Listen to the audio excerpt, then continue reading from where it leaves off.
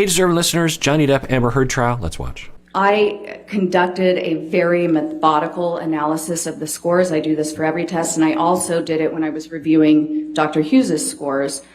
So what you haven't seen that's in Discovery is that I created a 25-page outline just of her scores with, and it's sort of a table. So I'll put the score, I'll do it in sections so that... Yeah, so she mentioned 25 pages, and that might sound like a lot, but I'm actually, and it did sound like a lot the first time she mentioned it when she testified earlier, but the more I think about it, I think I might have had reports just on the MMPI without, in fact, I actually did this test on myself in graduate school way back when, and I still have that report. I don't have any of the reports that I did for other people because they would be in the client's file, and I don't have those anymore. But let's look at mine.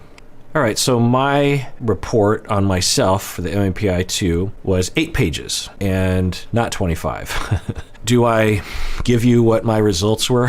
Of course, this has to be taken with a grain of salt because this is me interpreting my own results, which of course is not a valid interpretation process, but take that for what it is. And this is me a long time ago, but I'm guessing it's somewhat similar. My hypochondriasis scale was with a normal range, which has to do with anxiety. That's that one that I was referring to earlier that she shows some elevation in. It does often correlate with health anxiety, but it also it correlates with self-centeredness and immaturity, these kinds of things. So I'm within normal range there.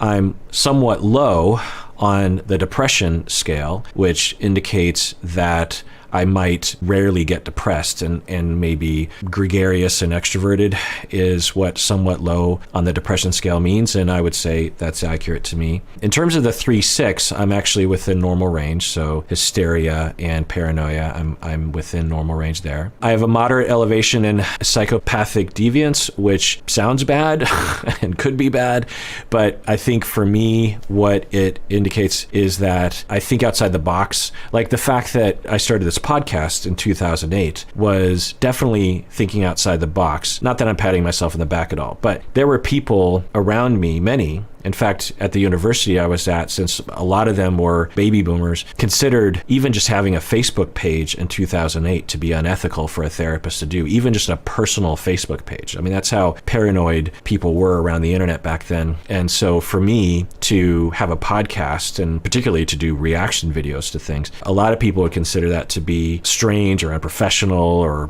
weird or making me look bad or something. And so I have a little bit of disregard for culture and for the norms of our society. If I were higher on this scale, then it would be an indicator of possible psychopathy in any social behavior and personality, which I don't have. I'm just going to tell you that. You're just going to take my word for it. And this shows that, of a moderate elevation. Now, could I be interpreting that in favor of myself? Absolutely. In fact, I remember this one time, I don't think I've ever told this story, but it just pops into my mind every once in a while because I feel bad about it. But, I'm 17, my brain is still forming, I'm still trying to figure out who I am and my responsibility to society. And I remember I was drinking with my friends, and I had a beer bottle, and we were near a road, and I just threw the bottle on the street, and the glass just went tinkling or just went scattering across the road. I was like, ha ha ha. And my friends were like, why'd you do that? Cars are going to drive on that. Pick that up. And I'm like, huh? It just didn't even cross my mind. But of course, yeah, I mean, I could have caused an accident. It was sort of a hill. I just think about that moment sometimes, like, what was going through my head?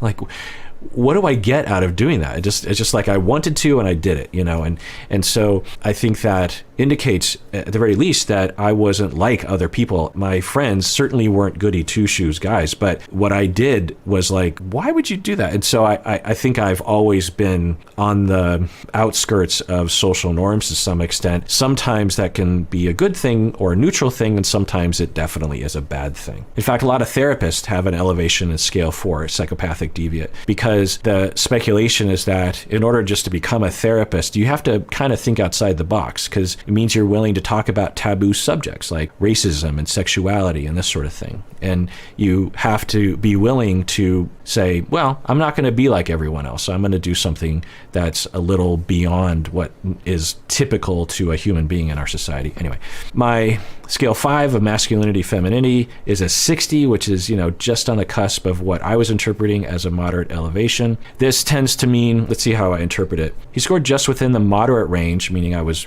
just barely into the moderate range, indicating that he tends towards aesthetic interests and may be passive and prefer to work through problems in a covert and indirect manner.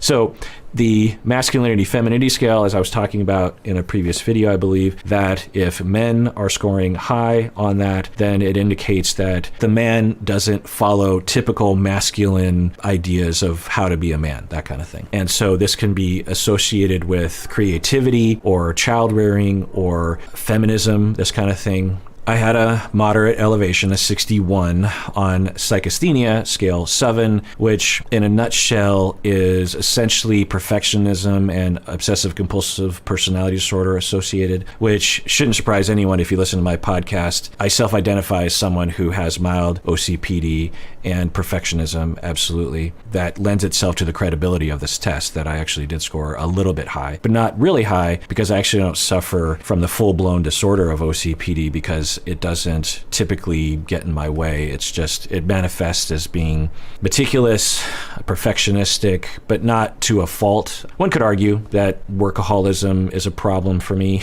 but I can look at it and also know that my self-worth isn't completely dependent on me being perfect, all that kinds of things. Anyways, I have a slight moderate elevation in scale 8. That has to do with schizophrenia. I don't have schizophrenia. I've never had psychosis, but moderate elevations can mean a lot of different things. But let's see what I said when I wrote this up years and years ago when I was studying this sort of thing. And of course, a instructor would have signed off on all this, so I assumed that I wasn't dinged for it, but who knows. He scored just within moderate range, indicating that he thinks differently from others, though this may reflect creativity or avant-garde attitude. He may avoid reality through fantasy and daydreams. Okay, yeah, I think that's all true. I think I have a slight tendency when stressed to escape into worlds in my mind. I've always been that way. Even when I was young, I would do that.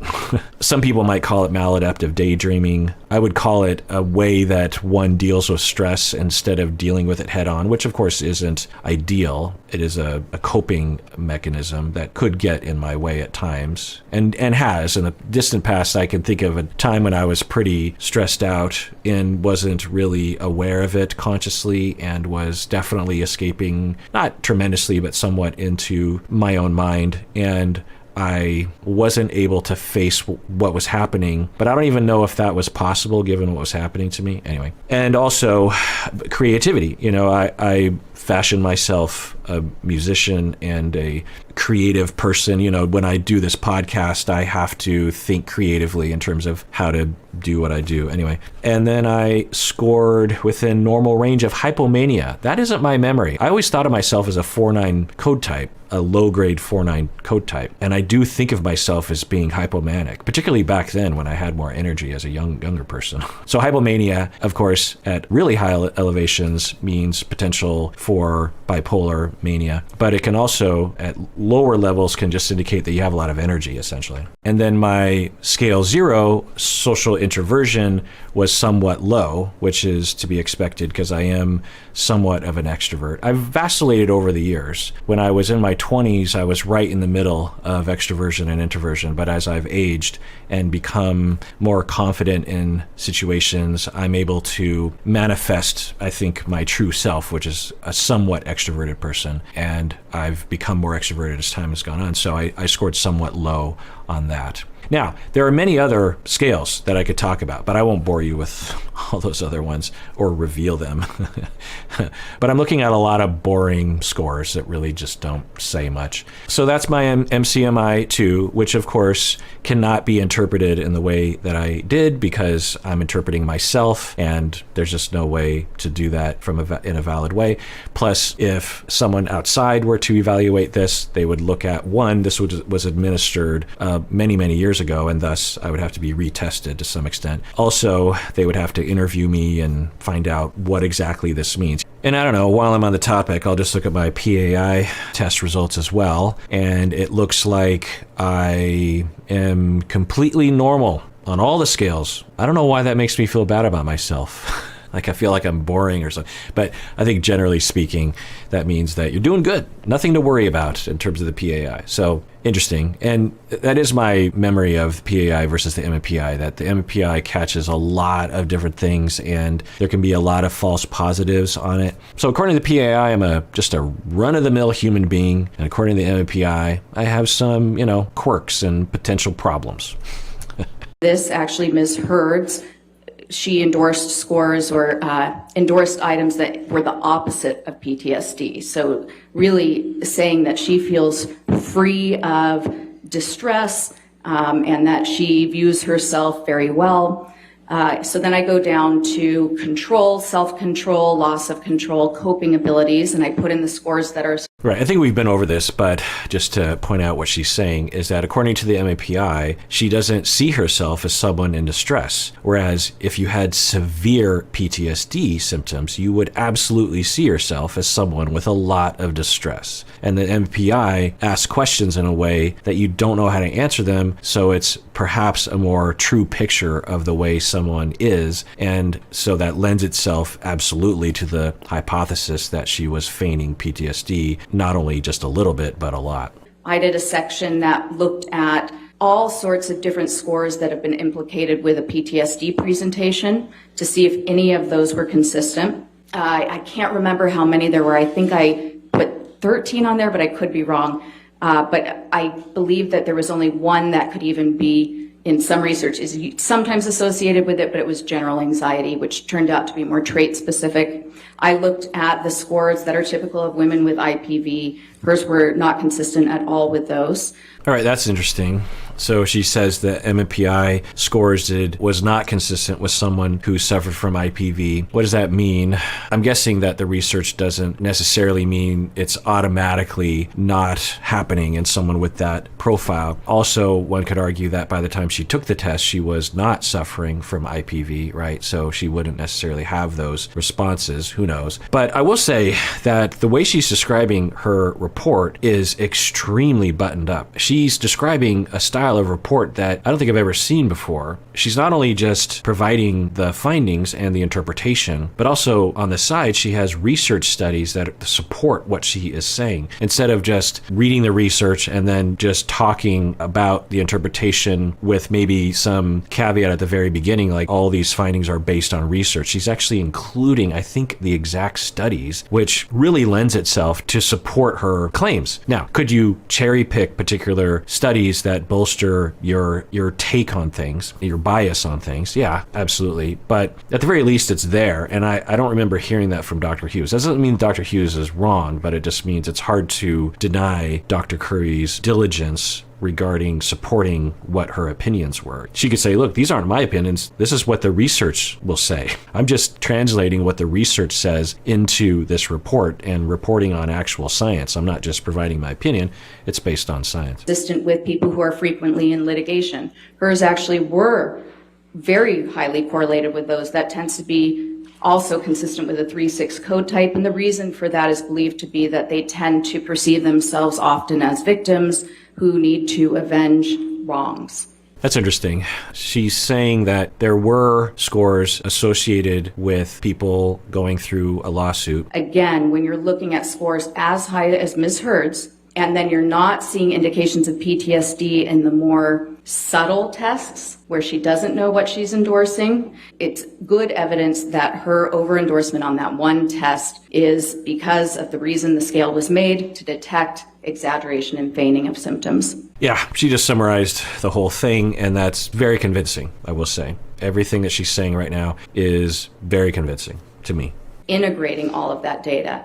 And it's very important that we clarify that to the fact finder, to the judge, the jury. That's our responsibility, that we do not cloak personal opinions or the self-report of an examinee as an expert fact or somehow scientifically based when it is just a personal opinion or self-report of an examinee. Yeah. Now, I don't know, maybe Dr. Hughes would say something different, but to use those 3 steps, Dr. Hughes had data, which was self-report in various forms from Amber Heard about abuse from Johnny Depp and PTSD symptoms. And then in the middle is the inferences based on research, which I don't know, Dr. Hughes could say otherwise, but I think what Dr. Curry is saying is there is no research demonstrating that self-report on self-report PTSD checklists and whatnot, self-report to a therapist, self-report to you, the examiner. There's no research that demonstrates that that is true. And thus, you have the data, but you can make no inferences from it, and thus there's no conclusion that the intimate partner violence occurred. I think that's what she's saying. She did this most when describing instances of alleged IPV. And there's also an issue there because one of our ethics also discusses the importance of relevance and withholding, essentially constraining our testimony to the data and not including private information, personal information that unnecessarily compromises the dignity of any of the litigants. Right. She's describing it well, much better than I would because I'm not familiar with those ethics, but constraining your testimony and your opinions and your claims to what you are competent and able to comment on and refraining from commenting on anything else, which is what Dr. Curry did, instead of what seemingly Dr. Hughes did and what definitely Dr. Spiegel did was to claim things that had no scientific basis and seemingly lack of competence. With Dr. Spiegel, the narcissistic examples that he gave were atrocious, honestly. And the couple that were maybe indications of narcissism had no data to back it up. I mean, his claim that all of his employees were terrified of opposing Johnny Depp or something, I can't remember what it was, and you're like, okay, where's the data there? And maybe there is data, but I think we would have heard more of that if that were true. Now, as I've said from the beginning, he might have narcissistic personality disorder. She might have PTSD. Doesn't look like it given the way. Now, could she have had PTSD in the past and recovered either through therapy or otherwise? Sure. The other thing is that, and I've been saying this from the beginning, I think as well, that this idea that if she doesn't have PTSD, that means she wasn't traumatized is silly. You can be a victim of IPV and not have PTSD. And I think that was another mistake that might have been committed by Amber Heard or maybe her legal team, which was, I don't know, but there's a possibility that when she decided to initiate the countersuit, she knew or suspected that she didn't have full-blown PTSD anymore or ever did. But because she wanted to really bolster her claim that she was a victim of abuse, she claimed PTSD as a way of trying to make it more likely that she was abused or something more convincing, instead of just saying, I don't have PTSD, but I was abused. You know, like you could say that. That would have meant that she wouldn't have to exaggerate on symptoms. You know, who knows? But if she were in that situation and she came to me as her friend or something and she's like, yeah, you know, I don't know if I have PTSD. And I was like, well, let me ask you a few questions. And let's say I determine, well, you kind of have a mild case of it, but it's not very convincing. And, you know, you should know that when the opposing forensic psychologist examines you and they find that there's no PTSD or not enough reason to justify a diagnosis of that, but you're claiming that, it'll make it look like you're lying. Plus, you might be encouraged to exaggerate things in that forensic evaluation. Plus, know that that evaluation could happen months from now, and who knows where you're going to be at that point. Was Ms. Heard's report to her, the allegations of abuse, when describing Mr. Depp, who she had not examined, when describing Mr. Depp's behavior, his motivations. I believe she used the word obsessive jealousy quite a few times, talked about Ms. Heard being in a highly dangerous situation. These are simply things that we cannot detect based on testing and a psychological evaluation. We have to evaluate the person, we have to get consent, and we can only describe an individual, not whether or not IPV has occurred. And we certainly shouldn't go into explicit details about sexual encounters or other things that are highly prejudicial, shocking, and hard to forget. Right. She's mentioning that, I think, because it is probably considered unethical for a forensic psychologist to act like their testing showed that a particular event happened, because the jury might not really understand that you're speculating. Even if you say this is speculative, you still might run the risk of influencing the jury in a way that is based on you completely speculating. And the forensic psychology field has ethical codes saying, like, no, you can't do that. That's not standard. It's not okay. We understand what you're trying to do with that, and just don't do it. Do your job, stick to the ethical code, stick to your bounds, and do the job well, but don't step outside of that. And I'm sure that the ethical codes consider these things very important, because lawyers and litigants will often try to get you to do more, right? Because they're interested in you making their case for them. So there's always this temptation to break that boundary. And so the ethical codes are there to deal with that, because I'm sure it happens a lot, or at least the temptation happens a lot, right? So she is talking about that constraint that I'm guessing has been around for decades in this field. When a person has true PTSD, it is difficult for them to work. You'll see unemployment, job loss. It causes extreme levels of distress and impairment. There's divorce. There's isolation and estrangement from children, from family members, extreme alcohol abuse, often a string of sudden DUIs when the person never had any before. They become homebound. They can't go to the store. They're certainly not going to events.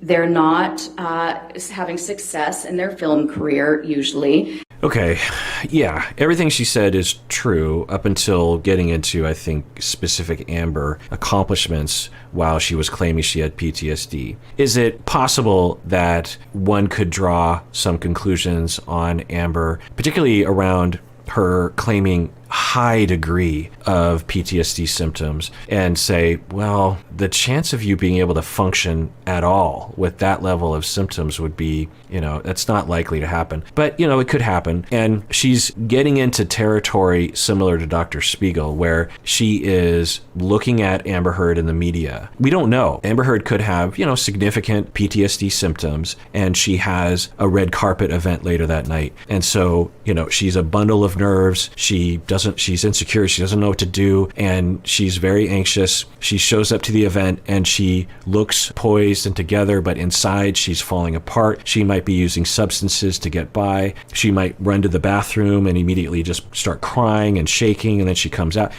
We don't know. But Dr. Curry, I think, is starting to get into that zone, which is, I think, a little dubious. Now, her description of people with PTSD is good. I mean, there's a lot of people who experience homelessness, experience unemployment, massive drug abuse, a string of DUIs, as she says. Absolutely.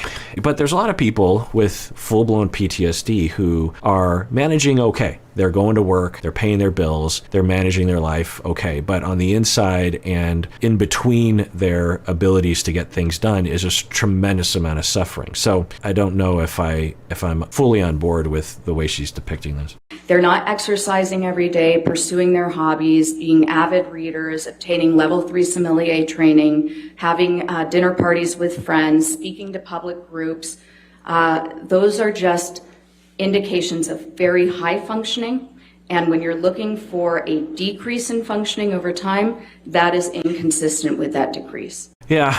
Again, how would you know? You would have to do a thorough investigation and analysis of Amber Heard over time. How do you code stuff like that? Did she say level 3 sommelier certification?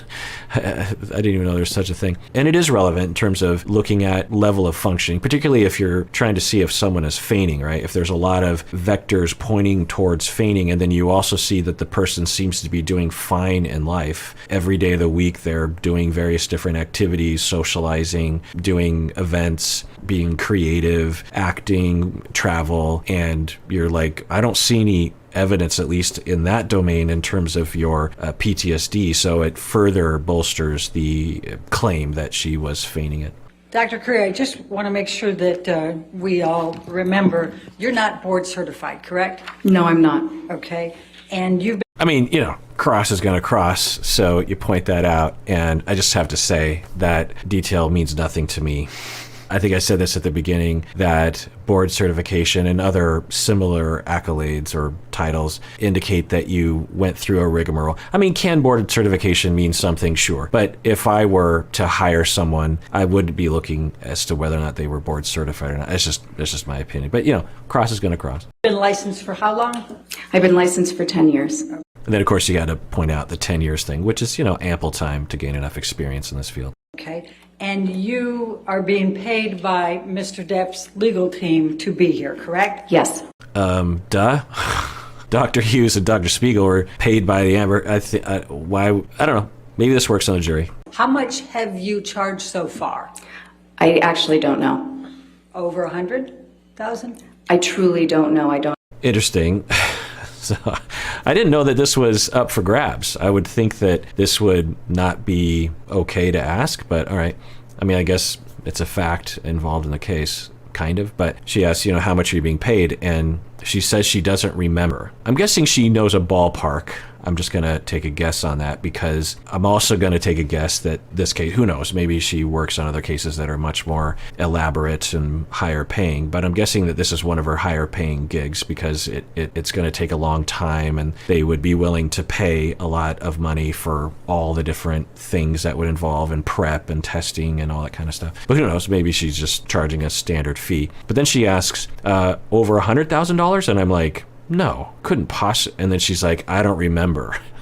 I'm thinking, wow, I said earlier that people in forensic psychology can make a lot of money. And I remember that being told to me as an incentive to get into that field. And it was tempting, because when you're in graduate school, you have a lot of debt. And sometimes, you just want like a normal car, or, you're just like, why am I still eating top ramen? Or, how come I still have that crappy can opener that hurts my hands? I want to buy a fancy can opener that like other people have. There's just certain things that you kind of want when you're going through graduate school, or you just graduated from graduate school. And I remember thinking, oh, it sounds nice. But over 100, imagine, I mean, now maybe for her, she works on, 5 cases a year, but still, I'm surprised that she started, but maybe it's $10,000. And she's like, she came out of the gate, says, I don't remember. So when she asks 100,000, she's like, I don't know. Plus, who cares?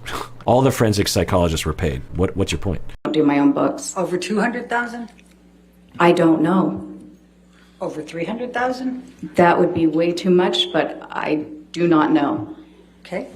Now, I don't know. I mean, it kind of lends itself to the possibility that it's somewhere around 200,000, the way that because it was 3,000, she's like, well, that would be too much. Does that imply somehow like 200,000 could be, but she just doesn't remember? I don't know. I'd be surprised if it were that, because, it's like $500 an hour. Let's do some calculations. So if we do like $150,000 revenue for this case, and we divide it by $500, then that equates to 300 hours. If we divide that by 40, which is a week, then you have about 7.5 weeks of work. So do we believe that she has done 40-hour weeks? Now, she might also have assistants that she pays as well, but it doesn't sound like it. Could she have been working on this case 4 straight weeks? Yeah, I could see that. So maybe she is getting paid $150,000 just for this case. Now, just so that we all remember, you had dinner at Mr. Depp's house for 3 to 4 hours with Mr. Depp, Mr. Waldman, Mr. Chu, and Ms. Vasquez, correct? I was interviewed. I asked if there was anything I could eat, because at about 3 hours I started to get hungry. Mr. Depp then offered to order takeout for the entire team. So Okay, well, that's a lot different than her original testimony. And I mean, it sounds believable, but why didn't you say that the first time? Because that's a completely different scenario. She's saying it was a long interview and I got hungry and requested that we eat. Johnny Depp ordered food. Yeah, you do that at meetings all the time. It's customary even. Why didn't she mention that the first time? you had dinner at Mr. Depp's home with Mr. Waldman, Mr. Chu, Ms. Vasquez, and Mr. Depp, correct? Yes. And you had drinks as well, correct? I actually don't know. I do remember that there were drinks. Do you recall testifying earlier that you did have a drink, a mule something? No, I remember testifying that there might have been a mule.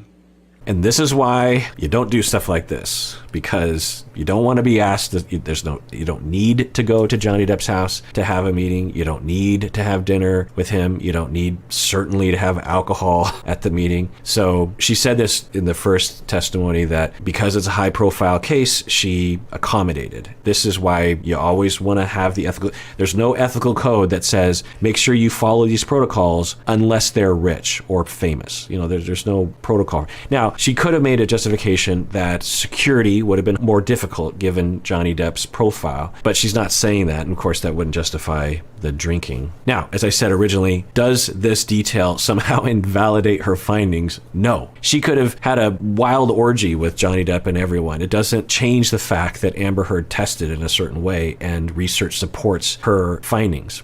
A Moscow mule. Okay, thank you. We didn't have animals there as well, right? No animals. Okay, that's good to know. And you talked about transparency. I just want to make sure you had several designations, expert designations and reports in this case, correct? Yes. And in not one of them did you disclose that you had dinner and drinks at Mr. Depp's house for 3 to 4 hours with Mr. Waldman, Mr. Chu, and Ms. Vasquez. Is that? I don't think this is going to work on the jury. I don't know, but I just don't think the jury is going to give a crap, because most people don't understand the professional protocol for this sort of thing. I'm guessing everyone in the jury is like, so she had dinner and drinks. Who cares? What does that matter? And all the lawyers were there. It wasn't like it was just her and Johnny Depp at a candlelit dinner. It was obviously a business meeting of some kind. So I don't think they're swayed by this. I just don't. Now, Attorney Craig, who will email me, will tell me that Amber Heard's team is doing well. And I've actually started watching some of the other lawyers on YouTube interpret as well, and they'll say similar things. They'll say like, the lawyers on Amber's side are doing a great job. So I don't know if I'm biased, or, I must be, right? If experts are telling me that they're doing a great job and I'm looking at them the way that a lot of pro-Johnny people are looking at them. So am I pro-Johnny, and am I interpreting everything through that lens? Could be. I don't know. There have been times when Johnny Depp's team will ask questions and I'll be like, huh? Like, I remember there was this moment where I thought they could really get Dr. Spiegel, or was it Dr. Shaw, that they could really enhance something that Dr. Shaw was saying, and they missed an opportunity. I remember being kind of disappointed in Johnny Depp's team for that. So am I biased? I don't want to be biased. I'll try to assume that I am a little biased so I can actually try to reorient myself. Is that correct? Ms. Bredehoff, you're mischaracterizing what occurred. Dr. Curry, please answer the question. Not once did you disclose this in any of your reports, I did not correct? disclose that I was interviewed, as that standard procedure. But it's true that you have never gone to a client's house to... Right. So the lawyer is claiming that it's actively deceiving to leave out the details of the interview at the beginning of the potential relationship with a client that Dr. Curry had. And what Dr. Curry is saying is it's not typical to disclose the nature of the meeting. And one could claim that it was just a regular meeting. And yeah, there happened to be some alcohol involved. Who cares? I sipped on a tiny drink for, a couple hours and was not intoxicated, and it's fine. I didn't disclose that. Now, again, I'll just repeat this. This is why you don't break the frame. You stay in the frame, stay in your lane, then you will never have to answer questions of this sort. I don't think this is working on the jury, but who knows? be interviewed for an expert witness position, correct? Yes, because I never had a client that was essentially homebound because of their celebrity status. All right. And you talked to Mr. Depp for 3 to 4 hours before taking on the role of assessing Ms. Heard and deciding whether she was suffering from any distress, correct? I did not talk to Mr. Depp. I was talking to his legal team, and he was there to observe. I mean, that is a relevant point. If you're going to conduct an examination of someone, then you would at least try to avoid the perception of going into the examination with a bias by talking with the other litigant, because the other litigant would say, she's borderline, she's crazy, she's got all this stuff. And even though you might be able to rightfully claim, you're going to take everything they're saying with a grain of salt and not be affected by that, and you're going to go by the data, it would be possibly difficult to claim that you weren't biased because of that conversation. But she's saying, well, he was present, but it was mainly a conversation as to whether or not I would be a good candidate. He was present for the 3 to 4 Yes. hours. And are you saying now he just stayed silent and said nothing all day? I don't recall what he didn't or didn't do. I was answering questions. Okay. Now, your expertise here is limited to whether Amber Heard suffers from PTSD. Yeah, so I'm guessing the way that the interview went, which would make total sense if you were trying to figure out if Dr. Curry would be a good forensic psychologist to hire, is you would ask questions like, so if you were to examine someone with the following behaviors, what would you think of that? You know, or if you were to examine someone like this, would you ever say that they were absolutely a victim of it, IPV? You know, there's certain questions that you would feed them hypotheticals that might relate to your case, trying to get a sense of, is this person biased? What are the sort of things they're going to say? And that could take a long time. After you had the dinner, you then provided a designation in February of 2021 in which you said, and this is long before you ever saw Amber Heard, correct? You said that Amber Heard, quote, exhibits patterns of behavior that are consistent with co-occurring cluster B personality disorder traits. They're just asking the same questions as the first time. So I'm probably going to skip over this, but my hypothesis, I have no real data to back this up, but I think what happened was during that meeting, she was asked questions like, if you saw this, then what? If you saw that, then what? And I'm guessing Dr. Curry would have said, well, that sounds like borderline personality disorder to me, but I don't know because I haven't examined the person. Dr. Curry seems extremely buttoned up, and I have a hard time believing that even in a closed meeting that she would say, oh, Amber Heard has borderline personality disorder. I just can't imagine her saying that. And then a lawyer who I don't think is working with Johnny Depp anymore, in a very stupid move, again, this is just me speculating, decided to go after Amber Heard on behalf of Johnny Depp and say, hey, we got a psychologist who has already diagnosed you as a crazy person, and so you better settle, or, you know, you better admit that you did, or who knows, something along those lines, as an intimidation move. And if Dr. Curry were there, she's like, no, I never said that. I was answering hypotheticals. You're interpreting that I said that, but that's not what I said. I said, based on what you described, that sounds like someone with a personality disorder, but I never said that person as a personality disorder. And I've seen attorneys do this at times. I've seen people in the legal world that will do this at times. They will twist my words. They will try to get me to say something, and then, oh, he just, you know, and it is very frustrating to deal with. Also, police officers have done that to me, and I have learned over time that unless I have a working relationship with that person, I have to be very careful about what I say. And I might even say something like, so what I said earlier, I want to be clear that I'm not diagnosing anyone at all. I was just responding to a hypothetical. Do we understand each, you know, like I'm giving this message that do not use what I just said in the way that I think you might use what I just said, you know, that kind of stuff. So I think that's what happened. The other thing is, like, I think if she could take back going to his house, I think she would, honestly. And so that she could have been at a period of time in her career where she was just a little bit more loose around those sort of things. You know, imagine that you're on television and millions of people are watching. You're probably going to be a little bit more careful about the things that you're saying, you know, as opposed to another period of time in your career. Well, I don't know. All right, well, that does it for that episode. Everyone out there, please take care of yourself because you deserve it. You really, really, really do.